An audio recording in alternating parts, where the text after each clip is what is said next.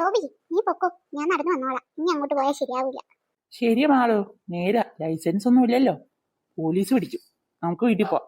ഞാൻ പയ്യെ വന്നേക്കാം. ഒന്ന് മീനൂനെ ഒന്ന് കാണണം. ശരിയിടോ, ബൈ.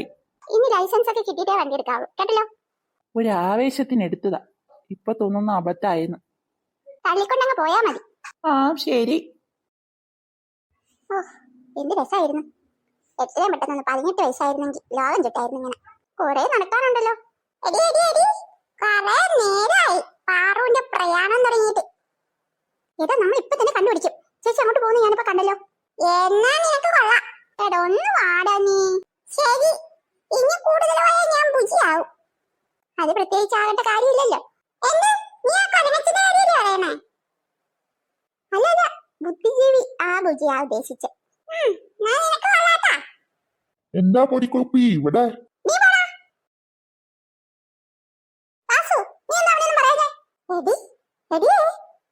ഞാൻ അടിമുടി വിറച്ചുപോയി. എന്തിന് അവൻ രണ്ടെണ്ണം പൊട്ടിക്കണായിരുന്നു.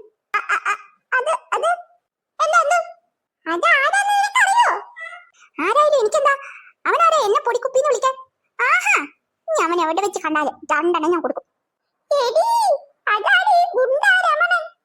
ഗുണ്ടയോ? അതാ ഗുണ്ട മാത്രമല്ല, ഒരു കൊള്ളക്കാരനും കൂടി അയാള്. എനിക്കൊരു പിടിയൊന്നുമില്ല. എന്റെ പൊന്നു പാറു, നമ്മൾ ജീവനോടുകൂടി ഇരിക്കുന്നതന്നെ ഭാഗ്യമായിട്ട് കാണണം നീ. ഓ, ഇങ്ങനെ ഒരു പേടിത്തമ്മന്റെ കൂടിയാണല്ലോ ഞാൻ ഇങ്ങോട്ട് പോകുന്നത്. ഇതിലും വല്ല ഒറ്റയ്ക്കായിരുന്നു. വാ, നമ്മുടെ വീട്ടിൽ പോവാ. ഇനി ഇവിടെ നിൽക്കുന്നത് പന്തിയല്ല. ചേച്ചിയെ കണ്ടുപിടിച്ചാണ്ട് ഞാൻ ഇങ്ങോട്ടില്ല. ബസ്സിന് വേണമെങ്കിൽ പോകാം. എന്നെ കൂടി ചേച്ചിയല്ലേ? വാ, കണ്ടുപിടിക്കാം. ഇവളുടെ ഒരു നിർബന്ധ ബുദ്ധി അപകടത്തിലേ കലഹിച്ചു. എടാ, കലഹല്ലടാ, കലഹം എന്ന് പറഞ്ഞ വഴക്ക്. അവസാനിക്കും, അത് മതി. ആ, എങ്കിൽ അങ്ങനെ കൊലച്ചിരി ആകാട്ടിരുന്നാ മതി. വഴി കാട്ടു വാസു. പൊന്നോ, നടന്ന് തളർന്നല്ലോ. ഇനി ഒരു ഓട്ടോ പിടിച്ചു പോകാം, അതായിരിക്കും നല്ലത്. ടോബിനെ വിടണ്ടായിരുന്നു. ഒറ്റയ്ക്ക് പോകാൻ ഒരു സുഖമില്ല. കോളടിച്ചല്ലോ. ഇതേതായി കൊച്ച്? നിറച്ച് സ്വർണ്ണാണല്ലോ. അതിലൊരു മാല എങ്കിലും കിട്ടിയ രക്ഷപ്പെട്ടു.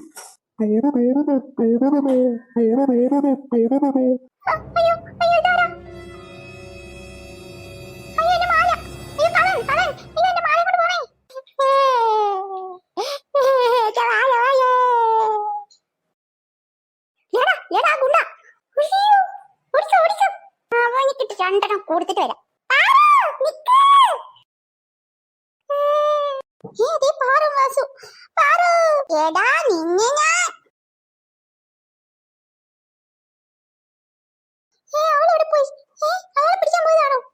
മാല തൽക്കാലം പോക്കറ്റില്ല. ഇതേതാ ഈ സാധനം?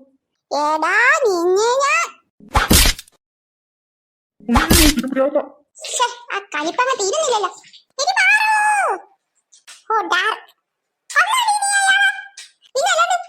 പൊടിക്കുപ്പിന്ന് വിളിക്കുന്നു.